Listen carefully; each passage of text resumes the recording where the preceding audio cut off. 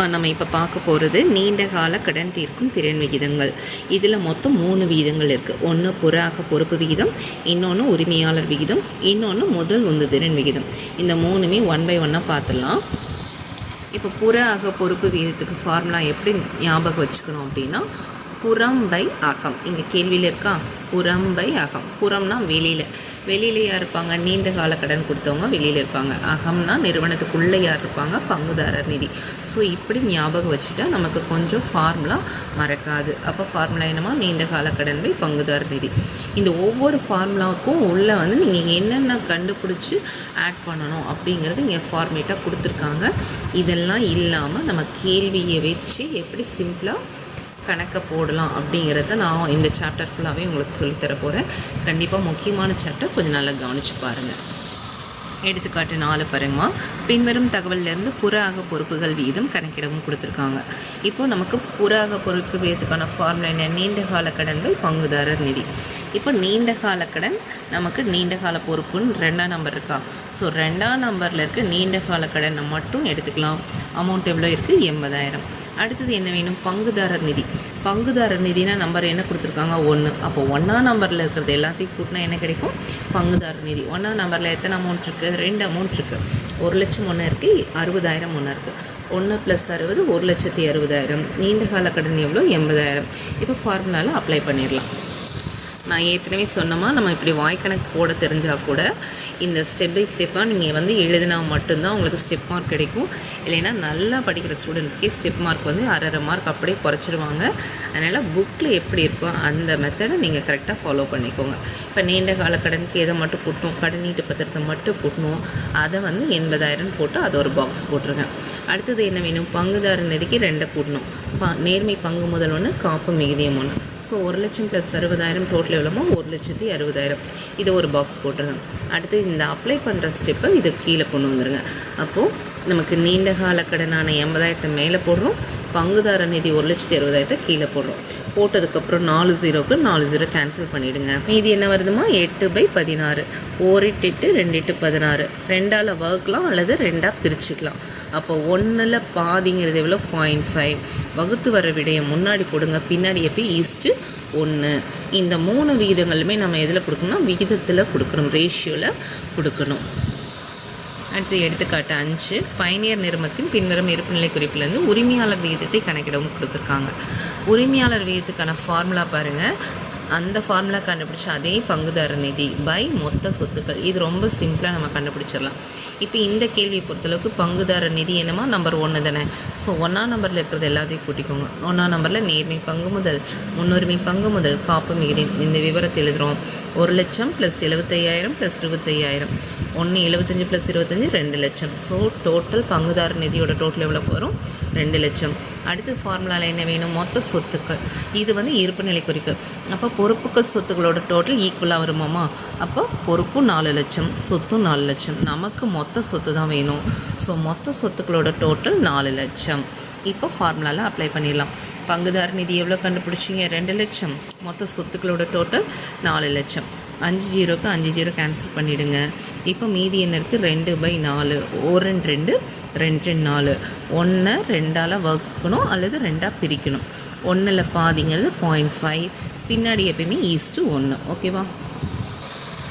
அது இந்த மாதிரி நம்ம ஸ்டெப் கரெக்டாக எழுதி ஆன்சர் கொண்டு வரணும்.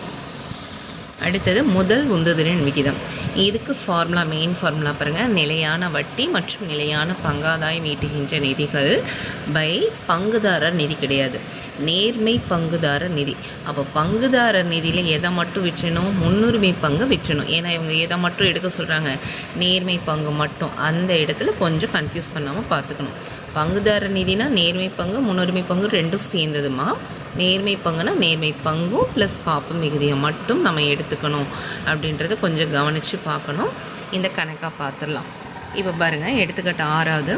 கீழ்வரும் தகவலிலிருந்து முதல் உந்துதிறன் விகிதத்தை கணக்கிடும். இப்போ ஃபார்முலா என்ன, நிலையான வட்டி நிலையான பங்காதாயம் ஈட்டுகின்ற நிதிகள் பை நேர்மை பங்குதாரர் நிதி. இப்போது நிலையான வட்டி நிலையான பங்காதாயத்துக்கு இங்கே நிறைய அவங்க கொடுத்துருக்காங்க. இதெல்லாம் நம்ம எடுக்கணும் அப்படின்னு சொல்லிட்டு. ஸோ நமக்கு ஃபார்முலா வேண்டாம், ஃபார்முலா இல்லாமல் கணக்கு வச்சு எப்படி பார்க்கலான்னு சொல்கிறேன். இப்போ நிலையான வட்டி நிலையான பங்காதாயம் தானே சொல்கிறாங்க. ஸோ இப்போ பாருங்கள், இங்கே ஒரு 6% கொடுத்துருக்காங்களாம்மா, அதை ரவுண்ட் பண்ணுங்கள். இது என்ன பங்கு, அப்போ நிலையான பங்காதாயத்துக்கு இது எடுத்துக்கணும். நிலையான வட்டி கடனீட்டு பத்திரம் வாங்கின கடனுக்கு நம்ம வட்டி கொடுக்கணும். எவ்வளோ ஃபிக்ஸ்டாக நம்ம கொடுக்க போகிறோம், 8%. ஸோ இந்த சதவீதம் எங்கே இருக்குதோ அதை 2 மட்டும் ரவுண்ட் பண்ணுங்கள். இங்கே 6% ரவுண்ட் பண்ணுங்கள், இங்கே 8% ரவுண்ட் பண்ணுங்கள். இந்த 2 மட்டும் கூட்டினா உங்களுக்கு என்ன கிடைக்கும், நிலையான வட்டியும் நிலையான பங்காதாயம். இது வந்தாவே உங்களுக்கு என்ன ஞாபகம் வரணும் அப்படின்னா, சதவீதம் எங்கே இருக்கோ அதை மட்டும் நம்ம எடுத்துக்கணும் அப்படின்றது ஞாபகத்தில் வச்சுக்கோங்க. 6% முன்னுரிமை பங்கு எவ்வளோ இருக்குது, 1 லட்சம். 8% கடனீட்டு பத்திரம் எவ்வளோ இருக்குது, 2 லட்சம். 1 2 3 லட்சம் நிலையான வட்டி நிலையான பங்காதாயம் ஈட்டுகின்ற நிதிகள். இதை 2 மட்டும் கூட்டிக்கணும். அடுத்தது என்ன கேட்குறாங்க, நேர்மை பங்குதாரர் நிதி. பங்குதாரர் நிதினா நம்ம வந்து 1ஆம் நம்பரில் இருக்கிறது எல்லாமே கூட்டிக்கலாம். ஆனால் இப்போ என்ன கேட்குறாங்க, நேர்மை பங்குதாரர் நிதின்னு தான் கேட்குறாங்க. அப்போ எது தேவையில்லை, இந்த முன்னுரிமை பங்கான 1 லட்சம் நமக்கு தேவை இல்லை. ஸோ அதை நம்ம என்ன பண்ணிடணும், விட்டுறணும். அப்போ முன்னுரிமை பங்கான 1 லட்சத்தை நம்ம வந்து என்ன பண்ணிடணும், விட்டுட்டு மீதியை தான் எடுத்துக்கணும். ஏன்னா இந்த 1 லட்சம் எதுக்குள்ளே போயிடுச்சு, நிலையான பங்காதாயத்துக்குள்ளே போயிடுச்சு. மறுபடியும் இந்த ஃபார்முலாக்குள்ளேயும் வரக்கூடாது. 1ஆம் நம்பரில் இதை மட்டும் விட்டுட்டு மீதியெல்லாம் கூட்டிக்கோங்க. 1ஆம் நம்பரில் மொத்தம் எத்தனை அமௌண்ட் இருக்குமா, 4 அமௌண்ட் இருக்குது. 4ல் இந்த 1 விட்டுருங்க. அப்போ 2 லட்சம் ப்ளஸ் 1,25,000 ப்ளஸ் 75,000. ஸோ 1 25 75 2 2 2 4 லட்சம் நேர்மை பங்குதாரர் நிதி. இப்போ நீங்கள் அப்ளை பண்ணுங்கள். அப்ளை பண்ணதில் இந்த 5 ஜீரோக்கு இந்த 5 ஜீரோ கேன்சல் பண்ணிடுங்க. 3/4ங்கிறது முக்காலாமா. ஸோ முக்கால் அப்படிங்கிறது நம்ம வகுத்து போட்டோம்னா என்ன கிடைக்கும், 0.75:1. இது வந்து நம்ம என்ன பண்ணணும், இந்த மாதிரி நம்ம ஸ்டெப்லாம் கரெக்டாக எழுதிக்கணும். நிலையான வட்டிக்கு இது 2ஐயும் பாருங்கள், இங்கே 8%, இங்கே 6%. 6% 8% கூட்டினீங்கன்னா நிலையான வட்டி நிலையான பங்காதாயம் 3 லட்சம். நேர்மை பங்குதாரர் நிதிக்கு நேர்மை பங்கையும் காப்பு மிகுதியை மட்டும் எடுத்துக்கணும். இதில் முன்னுரிமை பங்கு வராது. ஏன்னா இது இங்கே போயிடுச்சுங்கிறத ஞாபகத்தில் வச்சிங்கன்னா இந்த அமௌண்ட்டு இங்கே கொண்டு வர மாட்டீங்க. ஓகேவா? ஸோ இதை எழுதிட்டு இந்த அப்ளை பண்ணுற ஸ்டெப்பு இது கீழே வந்து அந்த ஆன்சர் போட்டிருக்கணும். அடுத்து இந்த 7வது கணக்குமா ரொம்ப ரிப்பீட்டடாக கேட்டுக்கிட்டே இருப்பாங்க. ரொம்ப ரொம்ப முக்கியமான ஒரு சம், சரிங்களா? கொஞ்சம் நல்லா கவனித்து பார்த்தீங்கன்னா அழகாக மார்க் வாங்கலாம். அருண நிறுமத்தோட புறாக பொறுப்பு விகிதம் கண்டுபிடிக்க சொல்கிறாங்க. உரிமையாளர் விகிதம், முதல் உந்துதிறன் விகிதம். ஒவ்வொன்றா பார்த்துடலாம். புறாக பொறுப்பு விகிதம் அப்படின்னா என்ன வேணும், நீண்ட கால கடன் பங்குதாரர் நிதி. அப்போ நீண்ட கால கடன் நம்பர் 2ல் இருக்குது, அதை மட்டும் எடுத்துக்கோங்க. நீண்ட கால கடன் எவ்வளோமா, 4 லட்சம். அடுத்தது என்ன வேணும், பங்குதாரர் நிதி. பங்குதாரர் நிதிங்கிறது 1ஆம் நம்பர். ஸோ 1ஆம் நம்பரில் இருக்கிற 3 அமௌண்ட்டையும் கூட்டிக்கோங்க. 1ஆம் நம்பரில் எவ்வளோ, 1 1 3 3 2 5 லட்சம் பங்குதாரர் நிதி. இப்போ அப்ளை பண்ணிக்கலாமா? பங்குதாரர் நிதி 5 லட்சத்தை கீழே போடுங்க. நீண்ட கால கடனான அமௌண்ட்டு 4 லட்சத்தை மேலே போடுங்க. 5 ஜீரோக்கு 5 ஜீரோ கேன்சல் பண்ணிடுங்க. இப்போ மீதி என்ன இருக்குமா, 4/5. 4 5ஆல் வகுக்கணும். அதனால் 4 உள்ளே போடுங்க, 5 வெளியில் போடுங்க. 1 5 5, ஆனால் இருக்கிறதே 4. அப்போ அடங்காது புள்ளி வச்சு ஒரு ஜீரோ சேர்த்துனிங்கன்னா 8 5 40. அப்போ ஆன்சர் என்ன வரணும், 0.8:1. அடுத்தது என்னது நமக்கு, இது வந்து நீங்கள் அந்த கரெக்டாக ஸ்டெப்பெல்லாம் எழுதுங்க. திரும்ப திரும்ப நான் சொல்ல வேண்டாம். நீண்ட கால கடன் அதுக்கு எதுவோ அதை எழுதி அதனோட அமௌண்ட் 4 லட்சம் ஒரு பாக்ஸு. எது பங்குதாரர் நிதி அதுக்குரிய விவரத்தில் எழுதி அமௌண்ட்டு போட்டு அந்த 5 லட்சத்து ஒரு பாக்ஸு. இந்த அப்ளை பண்ணுற ஸ்டெப் அது கீழே வரணும். ஸோ இது ஒவ்வொரு தடவையும் சொல்கிறேன், நீங்கள் ஃபாலோ பண்ணிக்குவீங்கன்னு நினைக்கிறேன். அதனால் அடுத்தடுத்து சொல்ல வேண்டாம். அடுத்தது என்ன வேணும், 2வது ஃபார்முலா உரிமையாளர் விகிதம். உரிமையாளர் விகிதத்துக்கு உரிமையாளர் நிதியும் சொல்லலாம், பங்குதாரர் நிதினு சொல்லலாம். ரெண்டுமே ஒன்று தான். பை மொத்த சொத்துக்கள். உரிமையாளர் நிதி பங்குதாரர் நிதி ஏற்கனவே எவ்வளோ கண்டுபிடிச்சி வச்சுருக்கோமா, 5 லட்சம். அதை அப்படியே மேலே போட்டுக்கிறோம். மொத்த சொத்துக்கள், சொத்துக்களோட டோட்டல் 10 லட்சம். இது என்னன்னு கேட்டிங்கன்னா இருப்புநிலை குறிப்பு. ஸோ பொறுப்பும் 10 லட்சம், சொத்தும் 10 லட்சம். நமக்கு என்ன வேணும், மொத்த சொத்துக்களோட டோட்டல் மட்டும்தான் வேணும். இப்போ ஒரு தடவை பங்குதாரர் நிதி எழுதி கண்டுபிடிச்சாச்சு, மறுபடியும் இந்த இடத்த எழுத தேவையில்லை. ஓகேங்களா? இங்கேயே எழுதுனதுனால அப்போ டைரெக்டாக அப்ளை பண்ணிக்கலாம். 5 லட்சம் பை 10 லட்சம். 5 ஜீரோக்கு 5 ஜீரோ போயிடும். மீதி என்ன இருக்கும், 5/10. 1 5 2 5 10. 1/2. 1 2ஆல் வகுக்கிறோம் அல்லது 2ஆக பிரிக்கிறோம். அப்படின்னு என்னது, 0.5:1. அடுத்தது என்னது, 3வது முதல் உந்துதிறன் விகிதம்.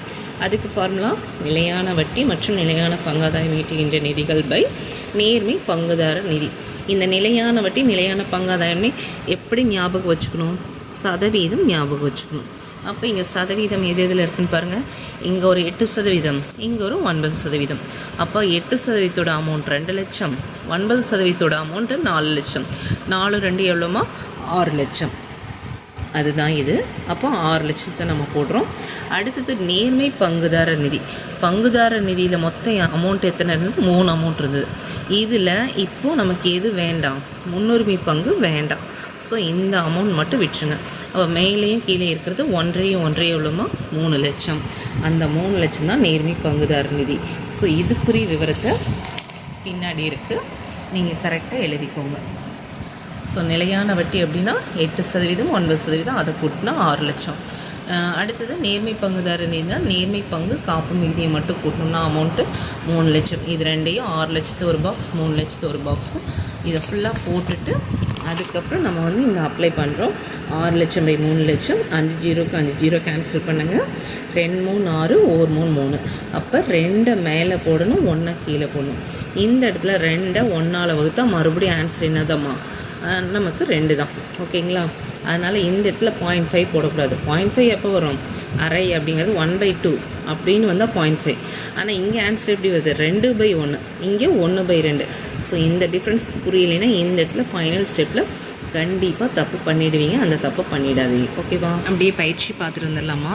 ஃபர்ஸ்ட் ஒன் பாருங்கள், நடப்பு விகிதத்தை கணக்கிடவும் கொடுத்துருக்காங்க. ஃபார்முலா என்ன சொல்லி கொடுத்துருக்கேன்? நடப்பு சொத்துக்கள் பை நடப்பு பொறுப்பு. அப்போ இந்த கேள்வியில் நிலை சொத்துக்களும் நீண்ட கால பொறுப்பும் கொடுத்துருக்காங்க. இது ரெண்டும் தேவையில்லாத எக்ஸ்ட்ரா தகவல். அதனால் இந்த 2 விட்டுருங்க. மீதி இந்த பக்கம் இருக்கிறது எல்லாமே நடப்பு சொத்து, இந்த பக்கம் இந்த 3ம் நடப்பு பொறுப்பு. உங்களுக்கு ஏற்கனவே தெரியும், அதனால் நான் சொல்லலை. ஸோ நடப்பு சொத்துக்களை கூட்டினீங்கன்னா 4,50,000, நடப்பு பொறுப்புகளை கூட்டினீங்கன்னா இந்த 3 அமௌண்ட்டை மட்டும் கூட்டினீங்கன்னா உங்களுக்கு 1,50,000. அப்போ 4,50,000 பை 1,50,000. 4 ஜீரோக்கு 4 ஜீரோ கேன்சல் பண்ணுங்கள். 3 15 45, 1 15 15. அப்போ ஆன்சர் 3:1. அடுத்து 2வது கேள்வி, விரைவு விகிதத்தை கணக்கிடவும். இப்போ கேள்வியில் பாருங்கள், நடப்பு பொறுப்பு கொடுத்துருக்காங்க, நடப்பு சொத்து இருக்குது, சரக்கிருப்பிற்கு முன்கூட்டி செலுத்தியது இருக்குது. அப்போது நடப்பு பொறுப்பு நமக்கு ஃபார்முலாவில் டைரெக்டாக வந்துடும் இல்லையாம்மா? அது கீழே வரணும். அப்போ நடப்பு சொத்துக்கள்லேருந்து சரக்கிருப்பு முன்கூட்டி செலுத்தியது ரெண்டையும் கூட்டி இதிலேருந்து மைனஸ் பண்ணணும். இப்போ சரக்கிருப்பு எவ்வளோ? 70,000. முன்கூட்டி செலுத்தியது எவ்வளோ? 20,000. 70 + 20 90,000. 4,50,000 இந்த 90,000 கழிச்சு பண்ணால் 3,60,000. இந்த விரைவு சொத்தை மேலே போடணும். நடப்பு பொறுப்பான 2,40,000 டைரெக்டாகவே கீழே போடணும். அப்போது இந்த 4 சைஃபருக்கு 4 சைஃபர் கேன்சல் பண்ணிவிடுங்க. 2 12 24, 3 12 36. ஸோ 3/2. 3 பாதியாக பிரித்தோம் அப்படின்னா 2ஆல் வகுத்தனா பாதி, 3ல் பாதி 1.5. ஸோ 1.5:1 தான் இதனோட ஆன்சர். அடுத்த கணக்கு பாருங்கள். நம்மளுக்கு இருப்புநிலை குறிப்பு கொடுத்துருக்காங்க. கேள்வியில் என்ன கண்டுபிடிக்க சொல்கிறாங்க? நடப்பு விகிதமும் விரைவு விகிதமும் கணக்கிட சொல்கிறாங்க. அப்போ நடப்பு விகிதத்துக்கு ஃபார்முலா என்ன? நடப்பு சொத்துக்கள் பை நடப்பு பொறுப்புகள். இப்போ நடப்பு சொத்துக்கள் பாருங்கள், நம்பர் 2. 2ஆம் நம்பரில் இருக்கிறது எல்லாத்தையும் கூட்டினீங்கன்னா நடப்பு சொத்து. இப்போது சொத்துக்களோட டோட்டல் எவ்வளோ இருக்குது? டோட்டலாக 10 லட்சம். 10 லட்சத்தில் நிலை சொத்து நீண்ட கால சொத்து எவ்வளோ போயிடுச்சு? 4 போயிடுச்சு. அப்போ இந்த 4 அமௌண்ட்டை கூட்டினீங்கன்னா எவ்வளோ தான் வரும்? 6 லட்சங்கிறது வாய்க்கணக்கே போட்டலாம். ஆனால் நீங்கள் எடுத்து எழுதும்போது இந்த விவரத்தை தனியாக எழுதணும், இதுக்குரிய அமௌண்ட் தனியாக எழுதி அதுக்கப்புறம் தான் 6 லட்சத்தை பாக்ஸ் போடணும். அதே போல் நடப்பு பொறுப்புக்கு வாங்க. நடப்பு பொறுப்புங்கிறது நம்பர் எதுலமா இருக்குது? 3ஆம் நம்பரில் இருக்குது. அப்போ 3ஆம் நம்பரில் இருக்குது இந்த 4 அமௌண்ட்டையும் கூட்டினீங்கன்னா தான் என்ன கிடைக்கும்? நடப்பு பொறுப்பு. அப்போ தேவையில்லாத தகவல் மேலே எக்ஸ்ட்ரா எவ்வளோ இருக்குது? 4 + 2 6 லட்சம். அப்போ 6 லட்சம் போச்சுன்னா இதில் எல்லாத்தையும் கூட்டி வர தொகை எவ்வளோ வரணும்? 4 லட்சம் வருது. கொஞ்சம் சிம்பிளாக நம்ம வந்து போட்டு பழகிக்கலாம். போட்டுட்டு இப்போ ஃபார்முலாவில் அப்ளை பண்ணுங்கள். நடப்பு சொத்துக்களான 6 லட்சத்தை மேலே போடுங்க, நடப்பு பொறுப்புகளான 4 லட்சத்தை கீழே போடுங்க. அப்போ 6 லட்சம் பை 4 லட்சம், 5 ஜீரோக்கு 5 ஜீரோ கேன்சல் பண்ணுங்கள். 2 2 4, 3 2 6. அப்போ 3/2. 3 பாதியாக பிரிச்சோம்னா 1:1. அடுத்தது என்ன கேட்குறாங்க? விரைவு விகிதம் கேட்குறாங்க. விரைவு விகிதம்னு என்ன பண்ணணும்? இந்த நடப்பு சொத்துலேருந்து தேவையில்லாத எக்ஸ்ட்ரா தகவல் 2ஐயும் கழிச்சிடணும். இதை 2ஐயும் ஏன் கழிக்கிறோன்னா, அதாவது நீர்மை சொத்துக்களை இதெல்லாம் இன்னும் ரொம்ப ஈஸியாக பணமாக மாற்றிடலாம். சரக்கிருப்பு வந்து விற்று கைக்கு வந்தால் தான் பணம், அதே போல் முன்கூட்டி செலுத்தியது நம்ம அட்வான்ஸாக பே பண்ணிட்டோம், அவங்க திருப்பி தந்தால் தான் பணம். அதனால் இந்த ரெண்டும் நமக்கு பணமாக இருக்காது. இது போக இந்த மீதி இருக்கிறது எல்லாமே ஈஸியாக பணமாக மாற்ற முடியும். அதாவது நீர்மைத்தன்மை அதிகமாக உள்ள சொத்துக்கள் அப்படிங்கிறதுனால தான் விரைவு சொத்தில் இந்த ரெண்டையும் நம்ம என்ன பண்ணிடணும், கழிச்சிடணும். ஏன்னா இந்த ரெண்டையும் ஈஸியாக பணமாக மாற்ற முடியாது. அப்போது அங்கே கேள்வியில் நம்மளுக்கு எடுத்துக்காட்டில் இருந்து இல்லையா, ஃபஸ்ட் அண்ட் லாஸ்ட், அதே போல் தான் இங்கேயும் கொடுத்துருக்காங்க. சரக்கிருப்பு 1,60,60,000 ஒரு ஸ்டார் போட்டிருக்கேன், முன்கூட்டி செலுத்தியது 40,000 ஒரு ஸ்டார் போட்டிருக்கேன். இந்த ரெண்டையும் கூட்டி நடப்பு சொத்துக்களோட டோட்டல்லேருந்து கழிச்சிடணும். அப்போ 160 + 40 எவ்வளோமா, 2 லட்சம். 6 லட்சத்தில் இந்த 2 லட்சம் போச்சுன்னா மீதி விரைவு சொத்துக்கள் எவ்வளோமா இருக்கும், 4 லட்சம். இப்போ ஃபார்முலாலாம் அப்ளை பண்ணிக்கலாம். விரைவு சொத்துக்கள் கண்டுபிடிச்ச 4 லட்சத்தை மேலே போடுங்க. நடப்பு பொறுப்பு ஏற்கனவே நம்ம வந்து கண்டுபிடிச்சி வச்சுருக்கோம், அது எவ்வளோ இருக்குது, 4 லட்சம். அப்போது 4 லட்சம் பை 4 லட்சம், 5 ஜீரோக்கு 5 ஜீரோ கேன்சல் பண்ணிங்கன்னா ஒரு நாள் 4, ஒரு நாள் 4. ஆன்சர் 1:1. அடுத்து புறஆக பொறுப்பு விகிதம் கணக்கிடவும். புறஆக பொறுப்பு விகிதத்துக்கான ஃபார்முலா என்னமா, நீண்டகால கடன் பை பங்குதாரர் நிதி. நீண்டகால கடன் நம்பர் 2ல் இருக்கக்கூடிய நீண்டகால கடன் எவ்வளோ, 6 லட்சம். அதை மட்டும் தனியாக எழுதி போட்டுறீங்க. பங்குதாரர் நிதி என்ன, 1ஆம் நம்பரில் இருக்குது. அப்போ 1ஆம் நம்பரில் எத்தனை அமௌண்ட் இருக்குது, 2 அமௌண்ட்டு, 6 + 2 டோட்டல் எவ்வளோமா, 8 லட்சம். அப்போது நீண்ட கால கடன் 6 லட்சத்தை மேலே போடுங்க, பங்குதாரர் நிதி 8 லட்சத்தை கீழே போடுங்க. இந்த 5 ஜீரோக்கு 5 ஜீரோ கேன்சல் பண்ணிவிடுங்க. 3 2 6, 4 2 8. 3 4ஆல் வகுத்தோம் அப்படின்னா முக்கால் என்னமா மாற்ற முடியும், தசமஸ்தானத்துக்கு போகுது 0.75. வகுத்து வர விடை பின்னாடி எப்பயுமே ஈஸ்ட்டு 1. வகுத்து வர விடையை முன்னாடி போடுங்க, பின்னாடி எப்பயும் ஈஸ்ட்டு 1. அப்போ 0.75:1. அடுத்தது என்ன கேட்குறாங்கம்மா, உரிமையாளர் வீதம் கேட்குறாங்க 5வது கேள்வியில். உரிமையாளர் வீதத்துக்கான ஃபார்முலா என்ன, பங்குதாரர் நிதி மேலே போடணும், மொத்த சொத்துக்களோட டோட்டல் வந்து கீழே வரணும். பங்குதாரர் நிதிக்கு இங்கே நம்பர் 1, 1ல் இருக்கிறது அமௌண்ட் எத்தனை இருக்குது, 3, 3ஐ கூட்டிக்கோங்க. அப்போ 2ஐயும் 1ஐயும் 4, 4 + 50,000, 4,50,000 பங்குதாரர் நிதி. மொத்த சொத்துக்களுக்குங்கிறது சொத்துக்களோட டோட்டல், பொறுப்புகளோட டோட்டலும் சொத்துக்களோட டோட்டல் ஈக்குவலாக இருக்கும். நமக்கு சொத்துக்களோட டோட்டல் 6 லட்சம். ஸோ இந்த 4 லட்சத்தை மேலே போடுங்க, 6 லட்சத்தை கீழே போடுங்க. இந்த 4 ஜீரோக்கு இந்த 4 ஜீரோ கேன்சல் பண்ணிவிடுங்க. கேன்சல் பண்ணிட்டீங்கன்னா இப்போது 3 5 45, 4 15 60, 3/4. 3/4ங்கிறது முக்கால். அப்போ 3 4ஆல் வகுத்தோம் அப்படின்னா ஆன்சர் என்ன கிடைக்கும், 0.75:1 அப்படிங்கிறது தான் இதனோட ஆன்சர். அடுத்தது 6வது கேள்வி, முதல் உந்து திறன் விகிதத்தை கணக்கிடவும். முதல் உந்து திறன்னா என்ன ஞாபகம் வச்சுக்கணும், நிலையான வட்டி நிலையான பங்காதாயம் ஈட்டுகின்ற நிதிகள் பை நேர்மை பங்குதாரர் நிதி. அப்போ நிலையான வட்டி நிலையான பங்காதாயம்னா எதை பார்க்கணும், சதவீதத்தை பார்க்கணும். இங்கே 5% ஒன்று கொடுத்துருக்காங்க, இங்கே 6%. ஸோ இந்த 2 அமௌண்ட் டிக் பண்ணியிருக்கேன் பாருங்கள். அப்போ 1 லட்சம் + 3 லட்சம் டோட்டல் எவ்வளோமா, 4 லட்சம். இது நிலையான வட்டி நிலையான பங்காதாயத்துக்கு இந்த சதவீதம் இருக்கிறத மட்டும் கூட்டினா 1 + 3 4 லட்சத்தை மேலே போட்டுக்கோங்க. பங்குதாரர் நிதியில் இந்த 1ஆம் நம்பரில் இருக்கிறது தான் பங்குதாரர் நிதி. அதில் ஏற்கனவே எது போயிடுச்சு, 1 லட்சம் போயிடுச்சு. இந்த 1 லட்சத்தை விட்டுட்டு மீதியெல்லாம் கூட்டிக்கோங்க. அப்போ 4 2 6, 6 7 7 1 8. ஆன்சர் எவ்வளோமா, 8 லட்சம். நேர்மை பங்குதாரர் நிதிக்குள்ளே எது வராது, முன்னுரிமை பங்கு வராது. ஏன்னா அது எதுக்கு போயிடுச்சு, நிலையான வட்டி நிலையான பங்காதாயத்துக்கு போயிடுச்சு. இந்த 2 இங்கே போனதுனால அதை விட்டுட்டு மீதி இருக்கிற அமௌண்ட்டு நம்ம ஆட் பண்ணோம்னா, 1ஆம் நம்பரில் இருக்கிறத ஆட் பண்ணோம்னா அதுதான் பங்குதாரர் நிதி. இப்போ இந்த 5 ஜீரோக்கு 5 ஜீரோ கேன்சல் பண்ணிவிடுங்க. 1 4 4, 2 4 8, 1/2, ஹாஃபு. ஸோ பாதிங்கிறதே நம்ம தசமஸ்தானம் போடும்போது 0.5:1 அல்லது 1 2ஆக பிரித்தோன்னா 0.5, 50 பைசா இல்லைங்களா. ஸோ அப்படியும் ஞாபகம் வச்சுக்கலாம். அடுத்தது 7வது கணக்கு, ரொம்ப ரொம்ப முக்கியமான கணக்கு. ஒன்று இந்த 7ஆம் நம்பர் எடுத்துக்காட்டு இல்லை 7ஆம் நம்பர் பயிற்சியில் ஒரு கணக்கு கண்டிப்பாக 5 மார்க்கில் வந்துக்கிட்டே இருக்கும், கொஞ்சம் கவனித்து பாருங்கள். ஜேம்ஸ் நிறுவனத்தோட புறாக பொறுப்பு விகிதம், உரிமையாளர் விகிதம், முதல் உந்து திறன் விகிதம் 3மே கண்டுபிடிக்கிறதுக்கு சொல்கிறாங்க. ஸோ இது வந்து கட்டாயம் 5 மார்க்கில் தான் இருக்கும். புறாக பொறுப்பு விகிதத்துக்கு ஃபார்முலா என்னம்மா, நீண்டகால கடன் பை பங்குதாரர் நிதி. நீண்டகால கடன்கிறது நேரடியாகவே இங்கே இருக்குது. அமௌண்ட் எவ்வளோ, 3 லட்சம். அதை பாக்ஸ் போட்டுருங்க. பங்குதாரர் நிதிக்கு இங்கே 1ஆம் நம்பரில் இருக்கிறது எல்லாத்தையும் கூட்டிக்கோங்க. 2 2 4, 4 1 6 லட்சம். இந்த 6 லட்சத்தை கீழே போடணும் பங்குதாரர் நிதி. நீண்டகால கடன் 3 லட்சத்தை மேலே போடுங்க. ஸோ 3 லட்சம் பை 6 லட்சம். 5 ஜீரோக்கு 5 ஜீரோ கேன்சல் பண்ணிடுங்க. 1 3 3, 2 3 6. இது ஹாஃபு. ஸோ பாதிங்கிறது 1 பாதியாக பிரிச்சோம்னா 0.5:1. அடுத்தது நமக்கு என்ன கேட்குறாங்க, உரிமையாளர் வீதம். உரிமையாளர் வீதத்துக்கு ஃபார்முலா என்ன, பங்குதாரர் நிதி பை மொத்த சொத்துக்கள். ஏற்கனவே பங்குதாரர் நிதி கண்டுபிடிச்சி வச்சுருக்கோம். கீழே இருக்கு இல்லையா, எவ்வளோ அமௌண்ட் இருக்குது, 6 லட்சம். அந்த 6 லட்சத்து இந்த ஃபார்முலாவில் மேலே வரணும். மொத்த சொத்துக்களோட டோட்டல் கீழே போயிடணும். அப்போ மொத்த சொத்துக்களோட டோட்டல் எவ்வளோமா இருக்குது, 12 லட்சம். அப்போ ஆன்சரில் அப்ளை பண்ணுங்கள். 6 லட்சம் பை 12 லட்சம். 5 ஜீரோக்கு 5 ஜீரோ கேன்சல் பண்ணிவிடுங்க. 1 6 6 2 6 12 1/2 1ல் பாதி அப்படிங்கிறது 0.5:1. அடுத்தது நம்மளுக்கு என்ன கேள்வி கேட்குறாங்க, முதல் உந்துதிறன் வீதம். இதுக்கு நான் என்ன சொல்லியிருக்கேன், சதவீதத்தை ஞாபகம் வச்சுக்கணும். அப்போ நிலையான வட்டி நிலையான பங்காதாரம் ஈட்டுகின்ற நிதிகள்னால் 6% முன்னுரிமை பங்கு, அந்த அமௌண்ட் எவ்வளோமா, 2 லட்சம். 8% கடனீட்டு பத்திரம் அமௌண்ட் எவ்வளோ, 3 லட்சம். அப்போ 3 2 எவ்வளோ, 5 லட்சம். அந்த சதவீதம் 5 லட்சத்தை மேலே போடுங்க. நேர்மை பங்குதாரர் நிதியை கீழே போடணும். இப்போ பங்குதாரர் நிதிங்கிறது 1ஆம் நம்பர். 1ஆம் நம்பரில் எத்தனை அமௌண்ட் இருக்குது, 3 அமௌண்ட் இருக்குது. 3 அமௌண்ட்டில் ஏற்கனவே எது போயிடுச்சு, முன்னுரிமை பங்கு போயிடுச்சு. இந்த முன்னுரிமை பங்கு நேர்மை பங்குதாரர் நிதிக்குள்ளே வராது. அப்போ இந்த 2 லட்சத்தை விட்டுட்டு மீதி இருக்கிறது மட்டும் எடுத்துக்கோங்க. 6 லட்சத்தில் 2 லட்சம் போயிடுச்சுன்னா மீதி எவ்வளோமா இருக்கும், 4 லட்சம். அந்த 4 லட்சத்தை தான் கீழே போடணும். 5 ஜீரோக்கு 5 ஜீரோ கேன்சல் பண்ணுங்கள். 5 4ஆல் வகுக்கணும். 5 உள்ளே போடுங்க, 4 வெளியில் போடுங்க. அப்போது ஒரு நாள் 4, 5ல் 4 போச்சுன்னா 1. அதுக்கப்புறம் மறுபடியும் ஒரு நாள் 4 சொன்னோம்னா அடங்காது, ஏன்னா இருக்கிறதே 1 தான். அப்போ புள்ளி வச்சு இன்னொரு சைஃபர் சேர்த்திக்கோங்க. இப்போ 10 ஆகிடுச்சு. 2 8, 10ல் 8 போச்சுன்னா 2, இன்னும் ஒரு ஜீரோ சேர்த்திக்கிறோம். 20 ஆகிடுது. 5 20. ஸோ ஆன்சர் என்ன, 1.25:1. இவ்வளோ தான் ஆன்சர்.